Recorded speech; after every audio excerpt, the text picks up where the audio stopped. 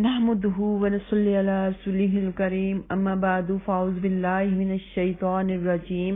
بسم الله الرحمن الرحيم رب اشرح لي صدري ويسر لي امري واحلل عقدة من لساني يفقهوا قولي رب زدني علما اللهم فقهنا في الدين رب يسر ولا تعسر وتمم بالخير آمین یا رب العالمین۔ السلام علیکم ورحمۃ اللہ وبرکاتہ۔ آج ہم سورۃ البقرہ پارہ نمبر 3 کی آیت نمبر 282 کی تفسیر اور لفظی ترجمہ کریں گے انشاءاللہ تعالی۔ یا ایھا الذین آمنوا اذا تداینتم بدین الی اجل مسمى فاکتبوہ وَلْيَكْتُبْ بَيْنَكُمْ كَاتِبٌ بِالْعَدْلِ وَلَا يَأْبَ كَاتِبٌ أَنْ يَكْتُبَ كَمَا عَلَّمَهُ اللَّهُ فَلْيَكْتُبْ وَلْيُمْلِلِ الَّذِي عَلَيْهِ الْحَقُّ وَلْيَتَّقِ اللَّهَ رَبَّهُ وَلَا يَبْخَسْ مِنْهُ شَيْئًا فَإِنْ كَانَ الَّذِي عَلَيْهِ الْحَقُّ سَفِيهًا أَوْ ضَعِيفًا أَوْ لَا يَسْتَطِيعُ أَنْ يُمِلَّ هُوَ فَلْيُمْلِلْ وَلِيُّهُ بِالْعَدْلِ وَاسْتَشْهِدُوا شَهِيدَيْنِ مِنْ رِجَالِكُمْ فَإِنْ لَمْ يَكُونَا رَجُلَيْنِ فَرَجُلٌ وَامْرَأَتَانِ مِمَّنْ تَرْضَوْنَ من الشهداء أن تضل إحداهما فتذكر إحداهما الأخرى ولا يأبى الشهداء إذا ما دعوا ولا تسأموا أن تكتبوه صغيرا أو كبيرا إلى أجله ذلكم أقسط عند الله وأقوم للشهادة وأدنى ألا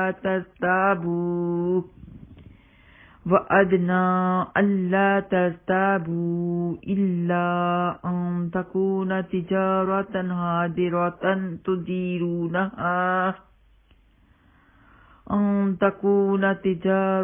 حاضرة تديرونها بينكم فليس عليكم جناح ألا تكتبوها وأشهدوا إذا تبايعتم ولا يضار كاتب ولا شهيد وإن تفعلوا فإنه فسوق بكم واتقوا الله ويعلمكم الله والله بكل شيء عليم۔ فرمایا اے لوگو جو ایمان لائے ہو، جب آپس میں ایک مقررہ مدت تک قرض کا لین دین کرو تو اسے لکھ لو، اور ایک لکھنے والا تمہارے درمیان انصاف کے ساتھ لکھے، اور کوئی لکھنے والا اس سے انکار نہ کرے کہ لکھے جیسے اللہ سبحانہ تعالیٰ نے اسے سکھایا ہے، سو اسے لازم ہے کہ لکھ دے، اور وہ شخص لکھوائے جس کے ذمہ حق یعنی قرض ہو، اور اللہ سبحانہ تعالیٰ سے ڈرے جو اس کا رب ہے، اور اس میں سے کچھ بھی کم نہ کرے۔ پھر اگر وہ شخص جس کے ذمہ حق یعنی قرض ہے بے سمجھ یا کمزور ہے، یا وہ طاقت نہیں رکھتا کہ خود لکھوائے، تو اس کا ولی انصاف کے ساتھ لکھوا دے، اور اپنے مردوں میں سے 2 گواہوں کو گواہ بنا لو۔ پھر اگر 2 مرد نہ ہوں تو 1 مرد اور 2 عورتیں، ان لوگوں میں سے جنہیں تم گواہوں میں سے پسند کرتے ہو، اس لیے کہ دونوں سے ایک بھول جائے تو ان میں سے ایک دوسری کو یاد دلا دے، اور گواہ جب بھی بلائے جائیں انکار نہ کریں، اور اس سے مت اکتاؤ، وہ چھوٹا معاملہ ہو یا بڑا، کہ اسے اس کی مدت تک لکھو۔ یہ کام اللہ سبحانہ تعالیٰ کے نزدیک زیادہ انصاف والا اور شہادت کو زیادہ درست رکھنے والا ہے، اور زیادہ قریب ہے کہ تم شک میں نہ پڑو، مگر یہ کہ نقد سودا ہو جسے تم آپس میں لیتے دیتے ہو تو تم پر کوئی گناہ نہیں کہ اسے لکھو، اور جب آپس میں خرید و فروخت کرو تو گواہ بنا لو، اور نہ کسی لکھنے والے کو تکلیف دی جائے اور نہ کسی گواہ کو، اور اگر ایسا کرے گئے تو بلا شبہ یہ تم نے بڑی نافرمانی ہے، اور اللہ سے ڈرو، اور اللہ تمہیں سکھاتا ہے اور اللہ ہر چیز کو خوب جاننے والا ہے۔ بڑی لمبی آیت ہے۔ اس آیت کو آیت الدین کہا جاتا ہے اور یہ آیت قرآن پاک کی سب سے لمبی آیت ہے۔ اس آیت مبارکہ میں ادھار یا قرض کے معاملہ کے احکامات بیان ہوئے ہیں اور اللہ سبحانہ تعالیٰ نے اپنے مومن بندوں کو تعلیم دی ہے کہ جب وہ بذریعہ قرض لین دین کریں تو اسے لکھ لیا کریں، اس لیے کہ قرض کی مقدار، اس کی ادائیگی کا وقت اور گواہیوں کو ریکارڈ میں لانے کا اس سے بہتر کوئی ذریعہ نہیں۔ قرض کے لین دین کو لکھنے کا حکم اس لیے دیا گیا ہے کہ کوئی اس کا انکار نہ کر سکے یا بھول نہ جائے۔ اس آیت کریمہ سے بہت سے فوائد حاصل ہوتے ہیں۔ نمبر 1، قرض کے ذریعے لین دین جائز ہے۔ یہ بھی اللہ سبحانہ تعالیٰ نے اس آیت میں واضح کر دیا کہ قرض کے ذریعے آپ آپس میں لین دین کر سکتے ہو، قرض میں کوئی بھی قباحت والی بات نہیں ہے۔ اور نمبر 2 ہے کہ قرضوں کے تمام لین دین میں مدتوں کی تحدید بہتر ہے۔ نمبر 3 کہ قرض دیتے یا لیتے وقت لکھ لینا بہتر ہے۔ اور نمبر 4 لکھنے والا عدل و انصاف کے ساتھ لکھے اور قرابت یا عداوت سے متاثر نہ ہو۔ نمبر 4 یہ ضروری ہے کہ لکھنے والا انصاف کے تقاضوں کو جانتا ہو اور خود بھی صفت عدل سے متصف ہو۔ اور نمبر 5 کاتب کی تحریر قرضدار کا اعتراف ہوتا ہے، اور اگر وہ صغر سنی یعنی چھوٹی عمر، کم عقلی، جنون، گونگا پن یا عدم قدرت کی وجہ سے اپنے اوپر لوگوں کے حقوق کی تعبیر اچھی طرح نہیں کر سکتا تو اس کے ولی کی تعبیر اس کی تعبیر کے قائم مقام ہوگی۔ نمبر 6 کہ قرضدار جب لوگوں کے حقوق کاتب کو لکھائے تو اللہ سے ڈرے اور ان کے حقوق اور شروط قیود میں کمی اور زیادتی نہ کرے۔ اور نمبر 7 خرید و فروخت اور لین دین میں گواہ مقرر کرنا بہتر ہے۔ نمبر 8 گواہ 2 مرد یا 1 مرد اور 2 عورتیں ہوں گی۔ اور نمبر 9 ہے گواہی یقینی بات پر ہو، شک پر نہ ہو۔ اور نمبر 10 جب گواہ کی ضرورت پڑے تو اسے انکار نہیں کرنا چاہیے۔ اور نمبر 11 کاتب و شہد کو کسی کے نقصان کا سبب نہیں بننا چاہیے، اسی طرح اصحاب معاملہ کو بھی کاتب و شہد کے نقصانات کا سبب نہیں بننا چاہیے۔ تو اسی لیے یہ بہت بڑی آیت ہے۔ ایک ہی آیت نے اللہ سبحانہ تعالیٰ نے لین دین کے بارے میں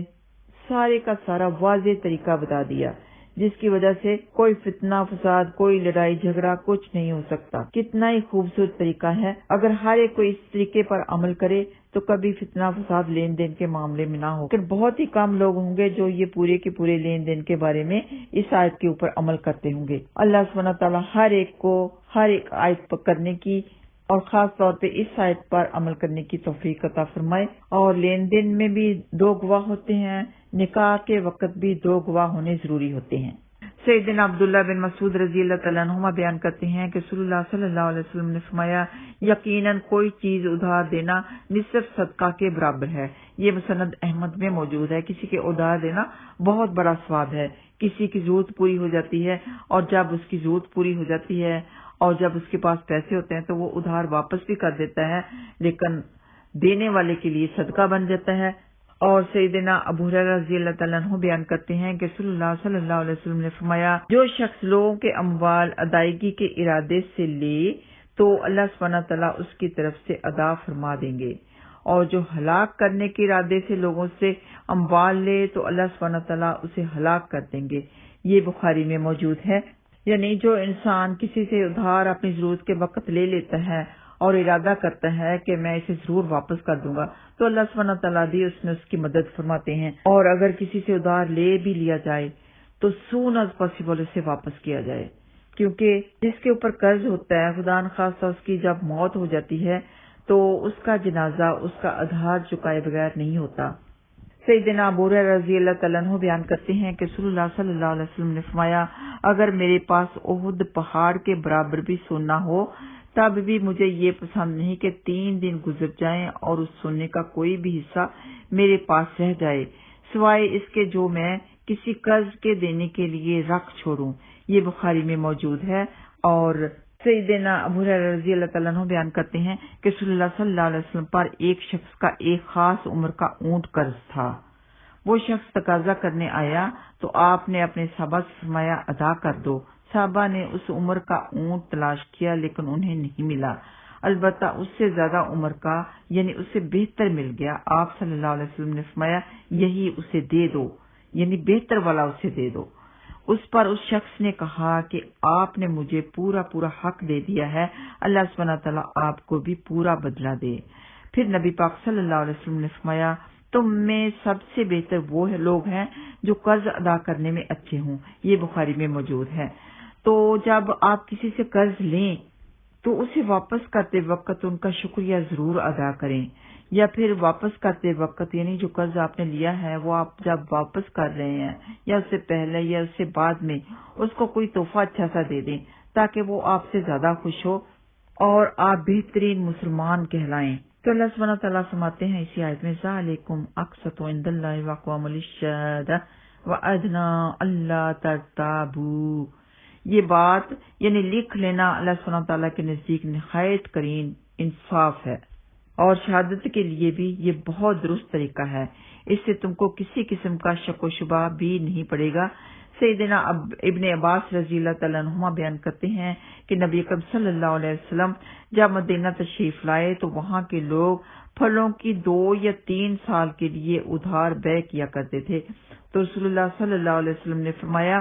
جو شخص ادھار کی بے کرے تو وہ معلوم ماپ، معلوم تول اور معلوم مدت کے لیے کرے۔ یہ بخاری میں موجود ہے اور مسلم میں بھی موجود ہے، یعنی آپس میں طے کر لیں کہ کب اس نے ادھار واپس کرنا ہے، کب آپ نے ادھار واپس کرنا ہے، اور اسی وقت پیسے ہیں تو گن لیں، کوئی تولنے والی چیز ہے تو تول لے تاکہ بعد میں کوئی فتنہ کھڑا نہ ہو، بعد میں کوئی جھگڑا نہ ہو۔ کئی دفعہ ایسے ہوتا ہے کہ کسی نے آپ کا ادھار آپ کو واپس دیا یا آپ نے کسی کو ادھار دیا، اس نے پیسے اس وقت تو نہیں گنے، بعد میں گنے تو کم پڑ گئے، پھر آپ سوچتے ہیں کہ میں نے تو پوری دیے تھے اب یہ کم کہہ رہا ہے، اور یا ادھار دینے والے سوچے کہ میں نے تو پوری دیے تھے اب یہ کم کہہ رہا ہے، تو اسی وقت چاہیے کہ گن لیے جائیں۔ کئی دوسرے کو خوش کرنے کے لیے کہہ دیتے ہیں کہ نہیں بھئی پورے ہی ہوں گے، وہ دکھاتے ہیں کہ مجھے تم پر بہت اعتماد ہوتا ہے، لیکن بعد میں کم پڑ جاتے ہیں، پھر رولا پڑتا ہے۔ اور یہ آگے والی حدیث جاننا بھی بہت ضروری ہے آپ کے لیے کہ سیدنا ابو موسیٰ اشعری رضی اللہ تعالیٰ عنہ میں بیان کرتے ہیں کہ رسول اللہ صلی اللہ علیہ وسلم نے فرمایا 3 آدمی ایسے ہیں کہ وہ اللہ سبحانہ تعالیٰ سے دعا کرتے ہیں لیکن اللہ سبحانہ تعالیٰ ان کی دعا قبول نہیں کرتے۔ ایک وہ آدمی جس کی بیوی برے اخلاق والی یعنی بے حیا ہو اور وہ اسے طلاق نہ دے۔ دوسرا وہ شخص جس نے کسی کو قرض دیا اور اس پر کسی کا گواہ نہ بنایا، یعنی اگر فتنہ و فساد وغیرہ کا خطرہ ہو تو گواہ بنانا بے حد ضروری ہے۔ اور تیسرا وہ شخص جس نے کسی بیوقوف اور بے سمجھ آدمی کو اس کا مال دیا، حالانکہ اللہ سبحانہ تعالیٰ نے فرمایا ہے وَلَا تُؤْتُوا السُّفَهَاءَ أَمْوَالَكُمْ کہ بے سمجھ کو اپنا مال نہ دو، تو ان کی دعائیں قبول نہیں ہوتی۔ یہ مصدق حاکم میں موجود ہے، یعنی جس کی بیوی بے اخلاق ہے یعنی بے حیا ہے تو خامد کو چاہیے کہ اسے سمجھائے، سختی سے سمجھائے، پیار سے سمجھائے، جس طرح مرضی سمجھائے، اگر وہ پھر بھی نہیں سمجھتی تو اسے طلاق دے دے، یعنی اسے سمجھاتا بھی نہیں، کچھ کہتا بھی نہیں، دعائیں کرتا جاتا ہے کہ یا اللہ میری بیوی کو ہدایت دے، یا اللہ میری بیوی کو ہدایت دے، تو اس کی یہ دعا قبول نہیں ہوگی۔ اور اگر کسی شخص نے کسی کو قرض دیا ہے اور اس پر کسی کو گواہ بھی نہیں بنوایا، تو لکھنا پڑھنا بھی نہیں کیا، کچھ لکھا بھی نہیں، تو وہ دعا کرتا رہتا ہے کہ یا اللہ یہ شخص میرا قرض مجھے واپس کر دے، تو اس کی یہ دعا قبول نہیں ہوگی، کیونکہ جو اللہ نے فرمایا ہے اس پر اس نے عمل ہی نہیں کیا تھا۔ اور ایسے کسی بیوقوف کو، بے سمجھ کو کسی نے اپنا مال دے دیا اور پھر وہ واپس مانگ رہا ہے، وہ نہیں دے رہا، وہ تو بھول گیا، وہ تو ہے ہی بیوقوف بے سمجھ، لیکن آپ نے کوئی گواہ نہیں بنایا، ایسے ہی دعائیں کرتے جاتے ہیں۔ تو یہاں پر بھی اگر آپ نے اللہ سبحانہ تعالیٰ کے حکم کے مطابق یہ لکھت پڑھت نہیں کی تو آپ کی دعا قبول نہیں ہوگی۔ تو اس سے پتہ چلا کہ دعائیں انہی لوگوں کی قبول ہوتی ہیں، ایسی دعائیں قبول ہوتی ہیں جبکہ آپ قرآن پاک کی آیات پر عمل بھی کرتے ہیں اور اس کے عمل کے باوجود کوئی آپ کو پریشان کر رہا ہے، آپ کا ادھار آپ کو واپس نہیں کر رہا، یا ان میں سے کوئی اور معاملہ ہے،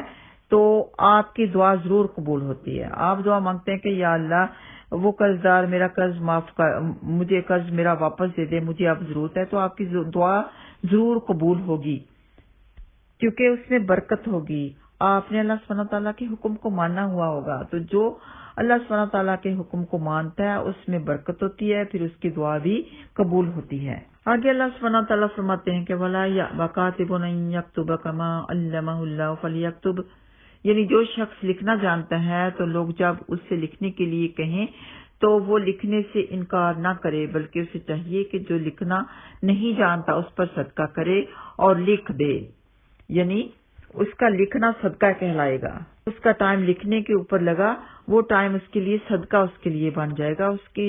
آسان کام ہو جائیں گے، اللہ سبحانہ تعالیٰ اس سے خوش ہوں گے، اس کی پریشانیاں دور ہو جائیں گی کہ وہ کسی کے کام آیا، اس نے اپنا ٹائم کسی کو دیا۔ سیدنا ابو ذر رضی اللہ تعالیٰ عنہ بیان کرتے ہیں کہ رسول اللہ صلی اللہ علیہ وسلم نے فرمایا، یہ بھی صدقہ ہے کہ تم کسی کام کرنے والے کی مدد کر دو،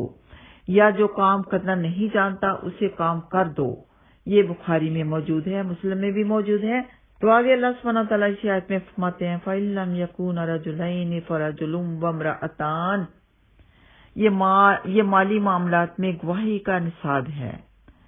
عورت کی عقل کی کمی کی وجہ سے دو عورتوں کو ایک مرد کے قائم مقام قرار دیا گیا ہے۔ سیدنا ابو ہریرہ رضی اللہ تعالیٰ عنہ بیان کرتے ہیں کہ رسول اللہ صلی اللہ علیہ وسلم نے فرمایا، اے عورتوں کی جماعت، صدقہ کیا کرو اور کثرت سے استغفار بھی کیا کرو۔ میں نے دیکھا کہ جہنم میں اکثریت عورتوں کی تھی۔ ایک عقل مند عورت نے عرض کی، اے اللہ کے رسول، وجہ کیا ہے؟ جہنم میں ہماری کثرت کیوں تھی؟ فرمایا، اس لیے کہ تم بہت لعنت بھیجتی ہو اور خامد کی نافرمانی کرتی ہو۔ میں نے نہیں دیکھا کہ عقل و دین میں ناقص ہونے کے باوجود کوئی عقل مند آدمی تم سے زیادہ غالب ہو۔ اس نے عرض کی، اے اللہ کے رسول، عقل اور دین میں کمی سے کیا مراد ہے؟ آپ صلی اللہ علیہ وسلم نے فرمایا، عقل کی کمی یہ ہے کہ دو عورتوں کی شہادت ایک مرد کے برابر رکھی گئی ہے، تو یہ ہے عقل کی کمی۔ اور کچھ دنوں تک یہ نماز نہیں پڑھ سکتی اور نہ رمضان کے روزے رکھ سکتی ہیں، تو یہ دین کی کمی ہے۔ یہ مسلم میں موجود ہے۔ تو میل حضرات دین میں بھی زیادہ پکے تھے، عورتوں سے زیادہ پرہیزگار تھے، ان کی عبادت میں بھی کمی نہیں ہوتی تھی اور روزوں میں بھی کمی نہیں ہوتی تھی، جبکہ عورتوں کو روزے بعد میں جو رکھنے پڑتے ہیں۔ اور آج کل تو یہ دیکھا گیا ہے کہ عورتوں کو مردوں سے زیادہ شوق ہے دین کے اوپر چلنے کا، اور آیات کے مطابق جو حدیثیں ہوتی ہیں ان کو پڑھنے میں بڑا ہی مزہ آتا ہے۔ تو آخری حدیث سے ایک اور پڑھ لیتے ہیں جو کہ اللہ سبحانہ تعالیٰ نے فرمایا ہے کہ وَأَشْهِدُوا إِذَا تَبَايَعْتُمْ۔ اس کے بارے میں عمارہ بن خزیمہ انصاری رضی اللہ تعالیٰ عنہ بیان کرتے ہیں کہ ان کے چچا نے، جو صحابہ کرام رضی اللہ تعالیٰ عنہ میں سے تھے، ان سے بیان کیا کہ رسول اللہ صلی اللہ علیہ وسلم نے ایک دیہاتی سے ایک گھوڑا خریدا۔ آپ نے قیمت ادا کرنے کے لیے اسے اپنے ساتھ لے لیا۔ آپ نے رفتار تیز کر دی اور وہ پیچھے رہ گیا۔ لوگ اس دیہاتی سے اس گھوڑے کا سودا کرنے لگے۔ انہیں یہ معلوم نہیں تھا کہ رسول اللہ صلی اللہ علیہ وسلم اسے خرید چکے ہیں، یہاں تک کہ ایک شخص نے رسول اللہ صلی اللہ علیہ وسلم سے زیادہ اس کی قیمت لگا دی۔ دیہاتی نے پکار کر کہا کہ اگر آپ کو خریدنا ہو تو خرید لو، ورنہ میں کسی اور کو بیچ دوں گا۔ یہ آواز سن کر رسول اللہ صلی اللہ علیہ وسلم رک گئے۔ آپ نے دیہاتی سے فرمایا، کیا میں نے تم سے یہ گھوڑا خریدا نہیں؟ اس نے کہا، اللہ کی قسم میں نے آپ کو نہیں بیچا۔ بہت سے لوگ جمع ہو گئے۔ وہ دیہاتی کہنے لگا، کوئی گواہ پیش کرو کہ میں نے یہ گھوڑا آپ کو بیچ دیا ہے۔ جو مسلمان وہاں آتا وہ دیہاتی سے کہتا، تیری بربادی ہو۔ رسول اللہ صلی اللہ علیہ وسلم سوائے حق کے کوئی بات نہیں کہتے۔ اتنے میں سیدنا خزیمہ بن ثابت رضی اللہ تعالیٰ عنہ آئے۔ انہوں نے دونوں کی گفتگو سنی۔ وہ کہنے لگے، میں گواہی دیتا ہوں کہ تو نے یہ گھوڑا رسول اللہ صلی اللہ علیہ وسلم کو بیچ دیا ہے۔ رسول اللہ صلی اللہ علیہ وسلم نے خزیمہ سے پوچھا، تم کس بات پر گواہی دے رہے ہو؟ انہوں نے کہا کہ آپ کی نبوت کی تصدیق کی بنیاد پر۔ یہ سن کر رسول اللہ صلی اللہ علیہ وسلم نے ان کی گواہی کو 2 مردوں کی گواہی کے برابر قرار دیا۔ یہ مسند احمد میں، ابو داؤد میں موجود ہے اور سنن نسائی میں بھی موجود ہے۔ تو تب سے لے کر حضرت عمارہ بن خزیمہ رضی اللہ تعالیٰ عنہما کی گواہی کو 2 مردوں کی گواہی کے برابر سمجھا جاتا تھا، یعنی جیسے کہ 2 مردوں کی گواہی کو 2 مردوں کو گواہ بنانا لازم ہے، تو جب حضرت عمارہ بن خزیمہ رضی اللہ تعالیٰ عنہ کسی کی گواہی دیتے تو پھر ایک ہی گواہ کافی تھا، دوسرا گواہ لانے کی ضرورت نہیں تھی۔ اتنا بڑا درجہ نبی پاک صلی اللہ علیہ وسلم نے ان کو دیا،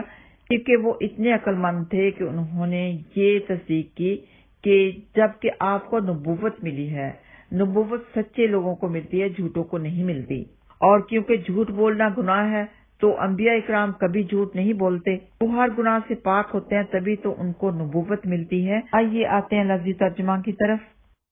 یا ایھا الذین آمنو، اے لوگو جو ایمان لے کے، جو سب ایمان لے کے آئے ہو، اذا جب، تداینتم، تم آپس میں لین دین کرو، بدین، ادھار کا، الی اجل مسمى، ایک وقت مقررہ تک، الی تک بھی کہہ سکتے ہیں، اس کو طرف بھی کہہ سکتے ہیں، اجل وقت مقرر، وقت مسمى مقررہ، فاکتبوہ تو اسے لکھ لیا کرو، ولیکتب اور چاہیے کہ لکھے، بینکم تمہارے درمیان، کاتب لکھنے والا، بالعدل عدل کے ساتھ، ولا یأبا اور نہ انکار کرے۔ تو یأبا کا مطلب ہوتا ہے انکار کرنا۔ آپ نے پڑھا ہوگا نا کہ اللہ سبحانہ تعالیٰ نے فرمایا ابا واستکبر شیطان کے بارے میں کہ اس نے انکار کیا اور تکبر کیا، تو اس لیے اس طرح سے آپ یاد رکھ سکتے ہیں یأبا کا مطلب کیا ہے، انکار کرنا۔ ابا کا مطلب ہے انکار کرنا۔ ولا اور نہ یأبا انکار کرے، کاتب یعنی لکھنے والا، ان یکتبا کہ وہ لکھے، کما جیسے کہ علمہ اللہ اسے سکھایا ہے اللہ سبحانہ تعالیٰ نے، فلیکتب پس چاہیے کہ لکھے، ولیملل اور چاہیے کہ وہ لکھوائے، الذی وہ جو کہ علیہ اس پر، الحق کو حق ہے۔ تو یملل کا مطلب ہوتا ہے لکھوانا۔ آپ نے بچپن میں دیکھا ہوا نا کہ تختی کے اوپر املا کروایا کرتے تھے، یعنی لکھوایا کرتے تھے، املا کرنا ہوتا ہے لکھوانا۔ تو ولیملل اور چاہیے کہ وہ لکھوائے، الذی وہ جو کہ علیہ اس پر، الحق حق ہے یعنی قرض ہے، ولیتق اللہ اور چاہیے کہ وہ ڈرے اللہ سے، ربہ جو کہ اس کا رب ہے، ول اور چاہیے کہ یعنی ضرور بضرور،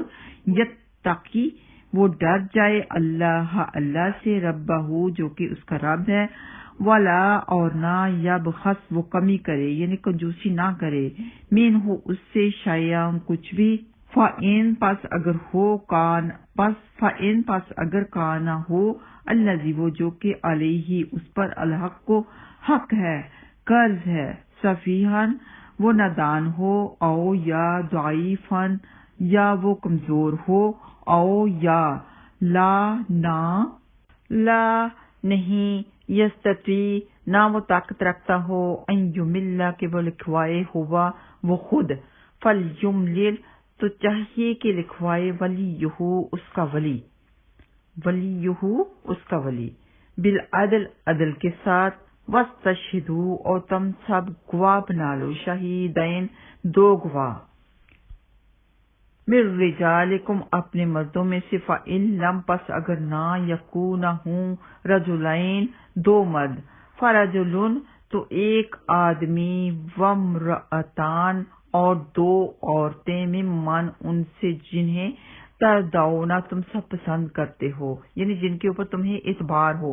من الشہداء گواہوں میں سے، عام کہ اگر تضل بھول چک ہو جائے، احداہما ان دونوں میں سے ایک سے، فتذکر تو یاد دلائے، احداہما ان دونوں میں سے ایک، الاخری دوسری کو، ولا یأبا اور نہ انکار کریں، الشہداء گواہ، اذا جب بھی جو دعو وہ سب بلائے جائیں، اور لا تسأموا نہ تم سب جی چراؤ، ان تکتبوہ کہ تم سب لکھو اسے، صغیرن چھوٹا معاملہ، او کبیرن یا بڑا معاملہ الا طرف اجلے مقررہ میعاد تک، مقررہ مدت تک، ذالکم یہ لکھ لینا اقسط زیادہ انصاف کی بات ہے، عند اللہ کے نزدیک، و اقوام اور زیادہ مضبوط رکھنے والی چیز ہے۔ اقوام قیام کو کہتے ہیں مضبوطی سے کھڑے ہو جانا، زیادہ مضبوط رہنے والی چیز ہے۔ للشہادہ گواہی کے لیے یا گواہی کو، و ادنا اور زیادہ قریب ہے اس کے، اللہ کے نا ترتابو تم سب شک میں پڑو، اللہ مگر یہ کہ تکون ہو معاملہ تجارت کا، حاضرہ نقد تجارت کا، تدیرونہا تم سب گھماتے ہو اسے، بینکم اپنے درمیان، فلیسا تو نہیں ہے، علیکم تم پر، جناح کوئی گناہ فلیسا تو نہیں ہے، علیکم تم پر، جناح کوئی گناہ، اللہ کے نا تکتبوہا تم سب لکھو اسے، واشہدوا اور تم سب گواہ بنا لیا کرو، اذا جب بھی تبایعتم تم آپس میں سودا بازی کرو، ولا اور نہ یضار تکلیف دی جائے کاتب کو، ولا اور نہ شہید گواہ کو، وَإِنْ اور اگر تفعلوا تم سب ایسا کرو گے، فَإِنَّهُ پس بے شک وہ، فسوق گناہ ہے، بکم تمہاری طرف سے، واتقوا اللہ اور تم سب ڈرتے رہو اللہ سے،